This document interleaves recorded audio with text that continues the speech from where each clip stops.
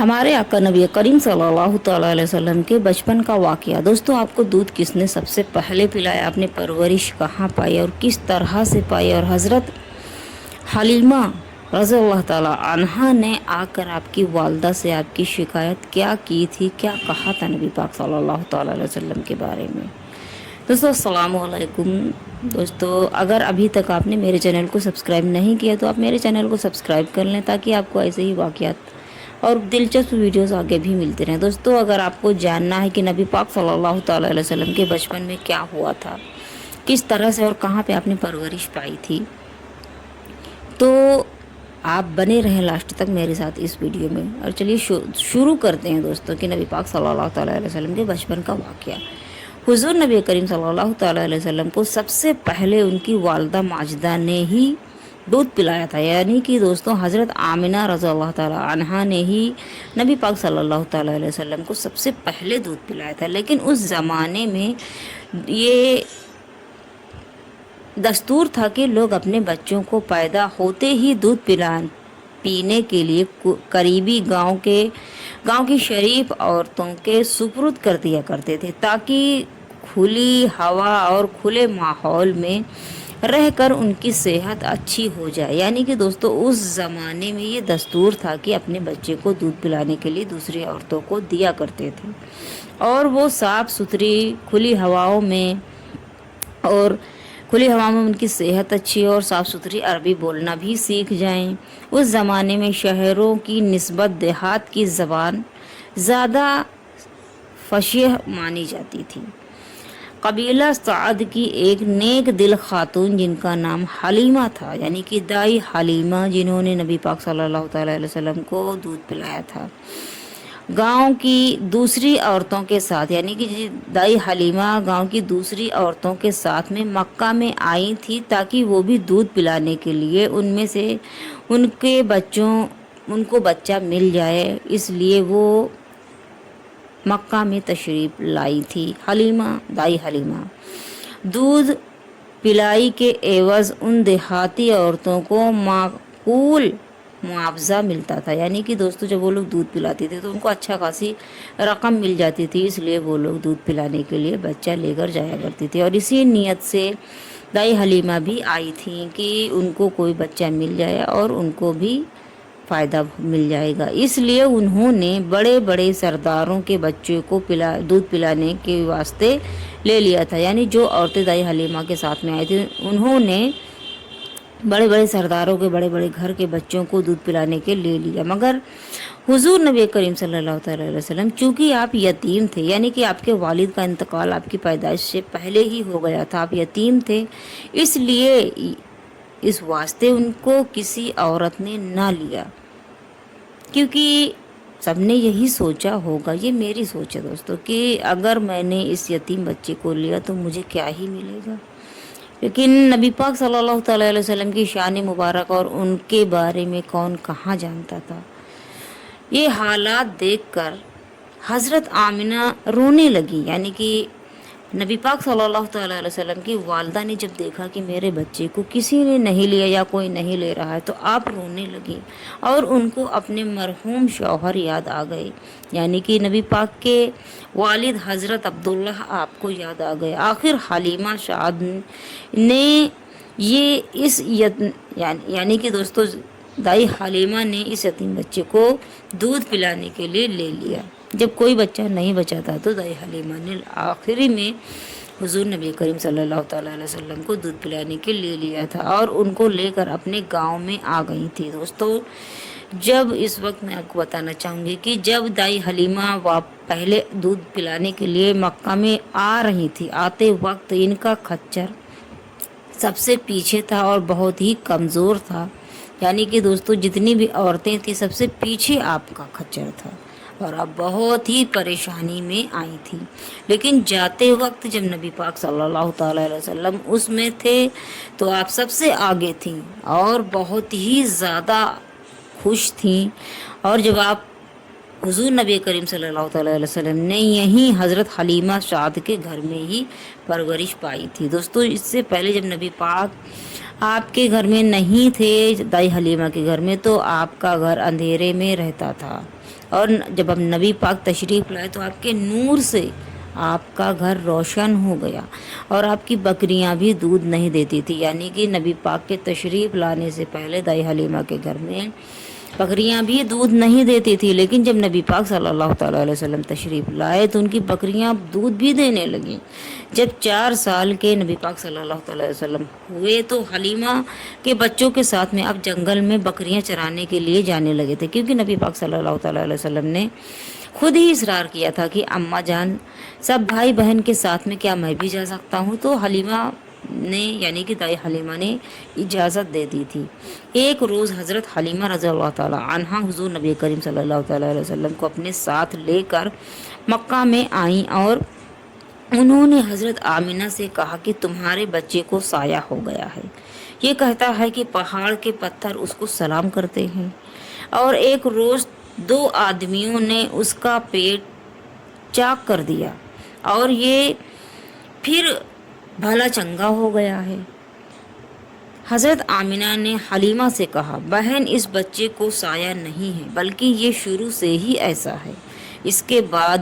حضرت آمینہ نے حضرت حلیمہ کو حضور نبی کریم صلی اللہ تعالیٰ علیہ وسلم کی پیدائش کے زمانے کی عجیب و غریب واقعات یعنی کہ باتیں بتائی۔ اور دوستو حضرت حلیمہ نے جب پیٹ چیرنے کی جو بات کی ہے، پیٹ چاک کرنے کی، تو حضور نبی کریم صلی اللہ تعالیٰ علیہ وسلم کو فرشتوں نے آپ کا سینہ چاک کر کے اس میں اللہ کے حکم سے اس میں نور ڈالا تھا، آپ کے سینے کو دھویا تھا، کیونکہ نبوت کی آپ کو نبوت ملنی تھی اسی وجہ سے۔ اور اس واقعے کو دائی حلیمہ کے بیٹے نے دیکھ لیا تھا اپنی آنکھوں سے، اور وہ آ کر انہوں نے دائی حلیمہ سے یہ بات بتا دی تھی، جس سے دائی حلیمہ ایسا نہیں ہے کہ حضور نبی کریم صلی اللہ تعالیٰ علیہ وسلم سے آپ بہت محبت کرتی تھی، لیکن آپ ڈر اس لیے گئی تھی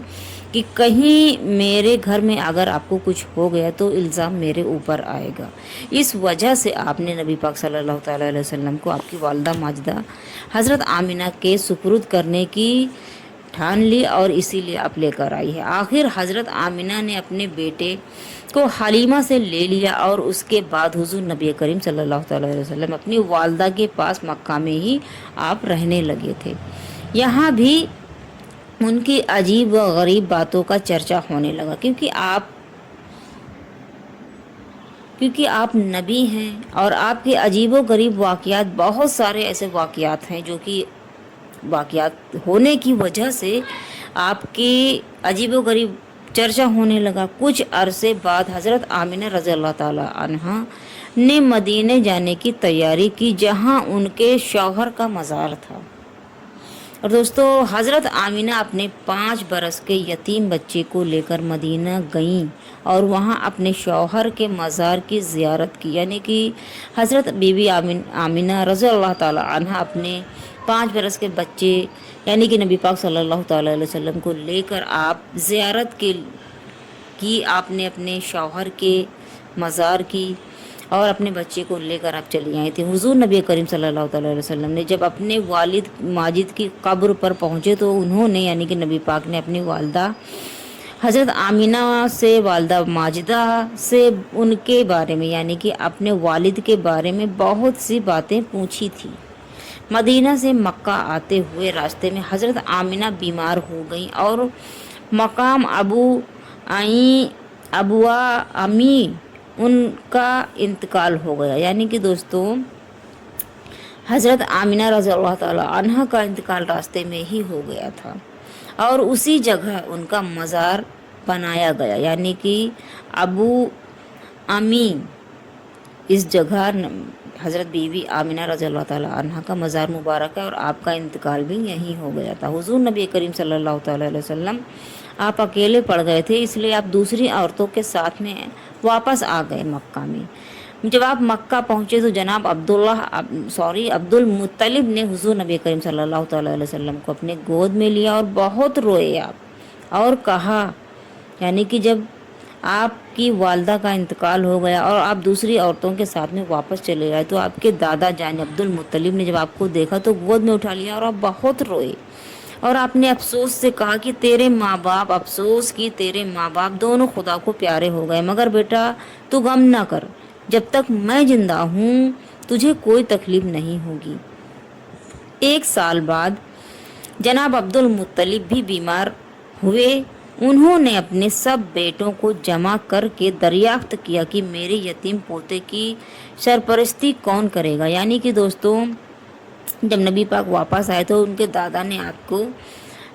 अपने पास ही रख लिया था और आपकी परवरिश करने लगे थे। लेकिन 1 साल के बाद में जब हज़रत मुत्तलिब भी बीमार हो गए तो उन्होंने अपने सारे बेटों को बुलाया और उनसे पूछा कि मेरे यतीम पोते की परवरिश या सरपरस्ती कौन करेगा। सब बेटों ने इस खिदमत को हासिल करना चाहा। यानी कि दोस्तों, नबी पाक सल्लल्लाहु अलैहि वसल्लम की खिदमत में सभी बेटों ने खिदमत करने के लिए सभी ने हाँ किया और सभी ने चाहा कि मैं ले लूँ। मगर जनाब हज़रत अब्दुल मुत्तलिब ने हुजूर नबी करीम सल्लल्लाहु अलैहि वसल्लम को अबू तालिब के सुपुर्द कर दिया था। चुनांचे दादा की वफ़ात के बाद आप अपने चचा जनाब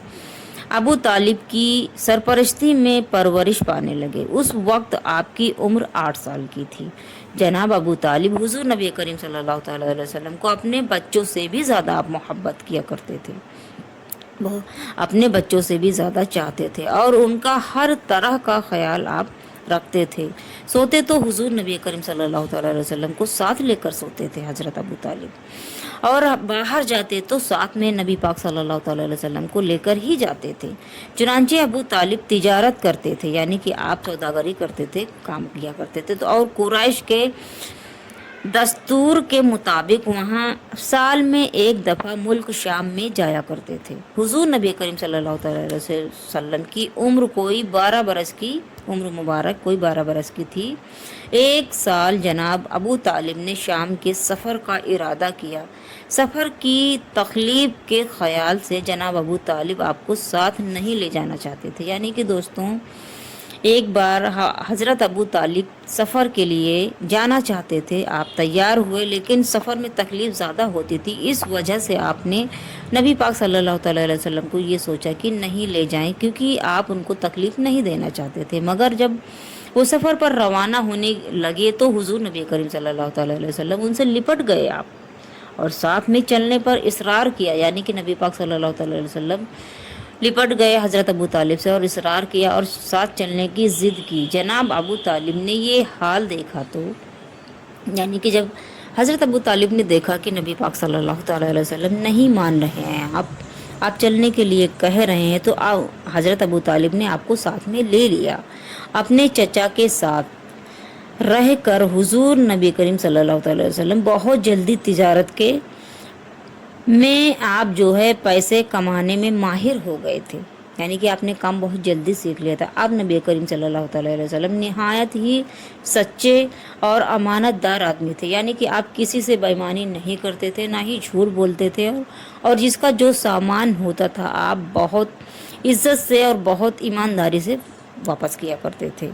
और मक्का के लोग आपको अमीन और सादिक कहकर पुकारा करते थे। इसलिए कई लोग आपको अपने साथ तिजारत में शरीक कर लिया करते थे। यानी कि आपकी ईमानदारी, अच्छाई, नेक दिली देख कर बहुत से ऐसे लोग तो जो नबी पाक सल्लल्लाहु अलैहि वसल्लम को अपने साथ में काम में शरीक कर लिया करते थे। ये थी दोस्तों हुजूर नबी करीम सल्लल्लाहु अलैहि वसल्लम के बचपन का वाक़या, जो कि इंशाल्लाह आपको पसंद आया होगा। और दोस्तों, अगर अब अभी तक आपने मेरे चैनल को सब्सक्राइब नहीं किया है तो आप मेरे चैनल को सब्सक्राइब कर लें,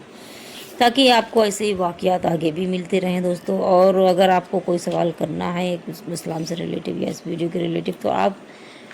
सवाल कमेंट्स बॉक्स में कर सकते हैं, जिसका जवाब इंशाल्लाह आपको ज़रूर मिल जाएगा। अल्लाह हाफिज़।